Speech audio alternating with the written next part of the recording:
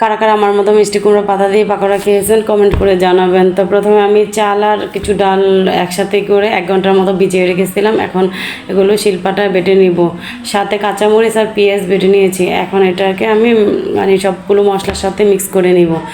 লবণ, হলুদের গুঁড়া, মরিচের গুঁড়া, আদা রসুন বাটা দিয়ে আমি ভালোভাবে সামান্য একটু পানি দিয়ে ভালোভাবে মিক্স করে নিব। তো মিক্স করা হয়ে গেলে আমি মিষ্টি কুমড়োর পাতা লাগিয়ে নিব। আগে থেকে মিষ্টি কুমড়োর পাতা ভালোভাবে ধুয়ে পানি ঝরিয়ে রেখেছিলাম। তো মিষ্টি কুমড়োর পাতার গায়ে আমি এপিট ওপিট করে ডালের মিশ্রণটা লাগিয়ে নিব। তো লাগানো হয়ে গেলে আমি ডুবো তেলে ভেজে নিব। তো হালকা মিডিয়াম আঁচে আমি ডুবো তেলে ভেজে নিয়েছি। এই পাকোড়াটা খেতে কিন্তু অনেক মজা হয়েছে আর এত মচমচে হয়েছে। আর বৃষ্টির দিনে তো ভাজা পোড়া খেতে কার না ভালো লাগে, খুবই মজা হয়েছে। তো আমি 3টা বানিয়ে নিয়েছি। তো এটা ভাত দিয়ে খেতে কিন্তু অসাধারণ লাগে। তো আমার বাচ্চারা তো ভাত দিয়ে খাওয়ার আগে এইভাবে খেয়ে নিয়েছে, বলছে যে এটা আসলে অনেক মজা। তো ভাজা হয়ে গেলে সবগুলো নামিয়ে নিব। তো ওদের দেখা দেখি আমি একটু খেয়ে নিলাম, সত্যি অনেক মজার। তো কারা কারা খেয়েছেন কমেন্ট করে জানাবেন, যারা যারা খাননি এখনও একবার হলেও ট্রাই করে দেখবেন।